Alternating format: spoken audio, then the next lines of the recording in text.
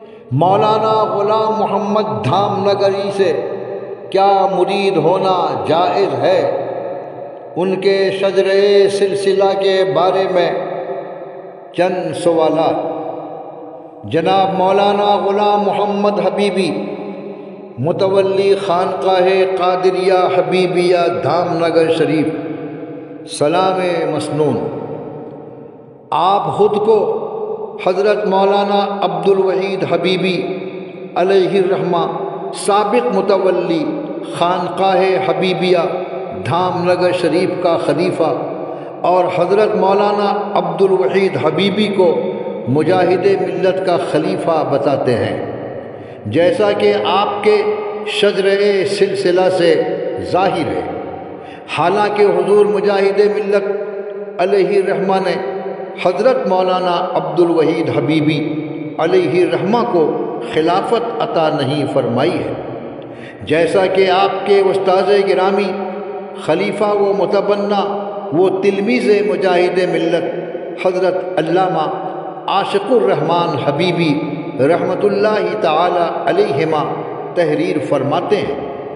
وقف نامے کی رجسٹری کے وقت مولانا عبدالوحید صاحب مرحوم نے یہ خواہش ظاہر کی تھی کہ حضور مجاہد ملت قدس سرہ ان کو خلافت دے دیں، سجادہ نشین بنا دیں، اور وقف نامے میں ان کے سجادہ نشین ہونے کا بھی ذکر آ جائے، لیکن حضور مجاہد ملت قدس سرہ نے ان کی بات نہ مانی۔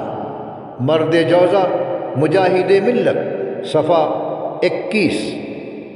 اس سے ظاہر ہوا کہ حضرت مولانا عبدالوحید حبیبی کو حضور مجاہد ملت نے خلافت عطا نہیں فرمائی تھی۔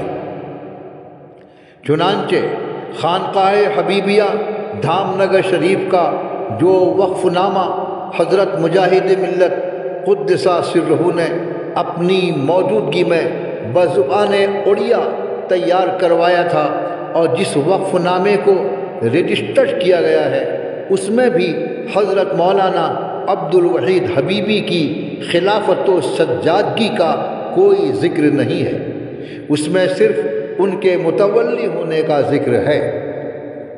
علامہ عاشق الرحمن علیہ الرحمہ کے قول کے مطابق مولانا عبدالوحید حبیبی نے خلافت و سجادگی کی گزارش کی تھی، اس کی خواہش ظاہر کی تھی، مگر حضرت نے انکار فرما دیا تھا۔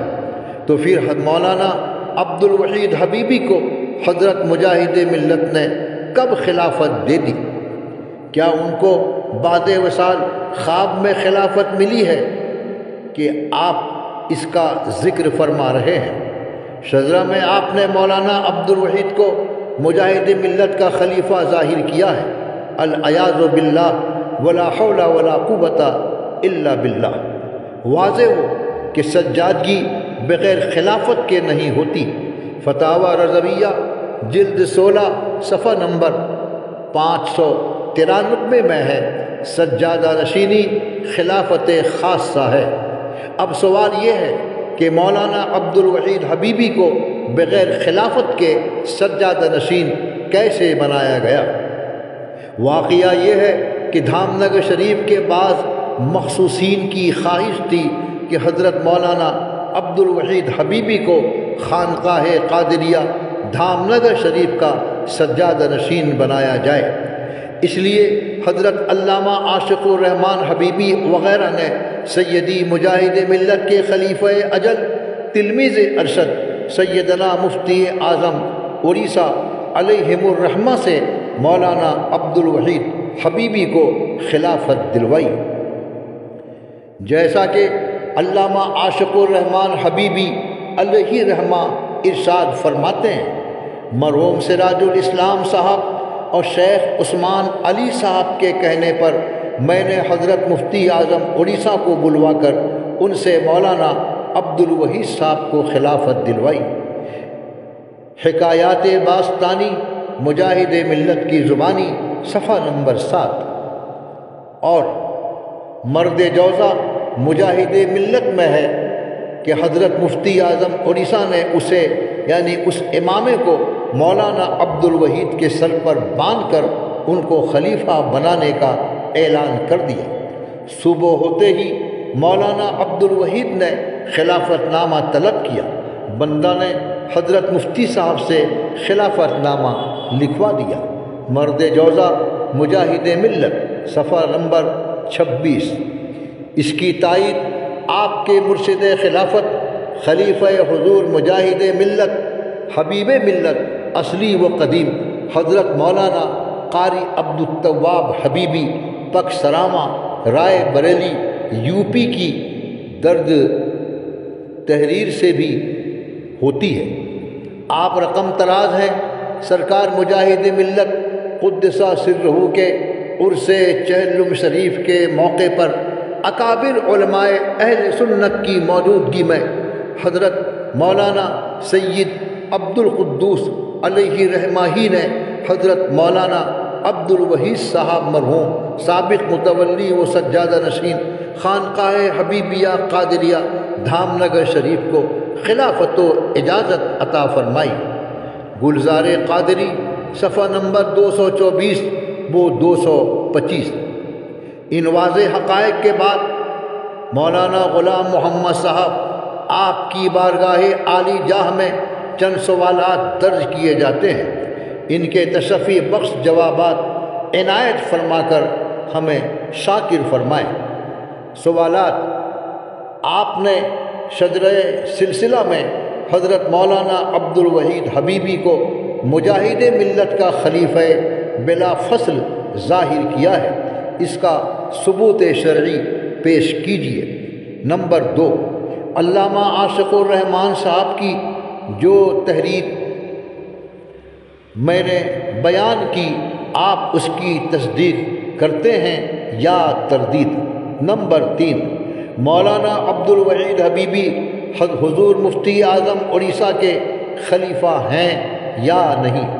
اگر نہیں تو آپ کے استاد گرامی حضرت علامہ عاشق الرحمن حبیبی اور آپ کے مرشد خلافت حضرت علامہ قاری عبدالتواب حبیبی کیا آپ کی نظر میں جھوٹے ہیں؟ نمبر 4، اگر مولانا عبد الوحید صاحب کو حضور مجاہد ملت کی خلافت پہلے سے حاصل تھی تو پھر عرس چہلم مجاہد ملت میں خانقاہ حبیبیہ دھام نگر شریف کا سجادہ نشین ہونے کے لیے علامہ عاشق الرحمن حبیبی کے ذریعہ مفتی اعظم اڑیسہ سے خلافت حاصل کرنے کی حاجت کیوں پیش آئی؟ نمبر 5، آپ اپنے شجرہ سلسلہ میں مولانا عبد الوحید حبیبی کو مجاہد ملت کا بلا واسطہ خلیفہ بتا کر کیا مجاہد ملت کی طرف جھوٹ منسوب نہیں کر رہے ہیں؟ ایسا کرنے کی وجہ سے آپ جھوٹے ہوئے یا نہیں؟ اور آپ کا شجرہ سلسلہ منقطع ہوا یا نہیں؟ نمبر 6، پیری مریدی کی شرطوں میں ایک شرط اتصال سلسلہ بھی ہے۔ شجرے میں غیر خلیفہ کی موجودگی کیا انقطاع سلسلہ کو مستلزم نہیں؟ جس کا سلسلہ نمبر 7 جس کا سلسلہ منقطع ہو اس سے مرید ہونا کیسا؟ آپ کے شجرے میں اتصال سلسلہ کا فقدان ہے، کیا آپ سے مرید ہونا جائز ہے؟ اگر ہاں تو ہاتو برہانکم ان کنتم صادقین، یعنی لاؤ دلیل اگر تم سچے ہو، اور اگر نہیں تو کیوں آپ پیری مریدی کا پرفریب جال بچھائے ہوئے ہیں؟ کچھ تو خوف کیجئے ورنہ قیامت میں کیا منہ دکھائیں گے؟ ان سوالوں کے جوابات 5 دنوں کے اندر پیش کیجئے۔ اسی کے ساتھ پچھلے سوالوں کے جوابات بھی عنایت فرمائیے۔ نظر انداز کرنے کی صورت میں ملک گیر مگر سخت پرامن شرعی کارروائی پر ہم مجبور ہوں گے۔ فقط خیر اندیش سید آل رسول حبیبی ہاشمی، سجادہ نشین، خانقاہ قدوسیہ، بھدرک شریف، اڑیسہ، انڈیا۔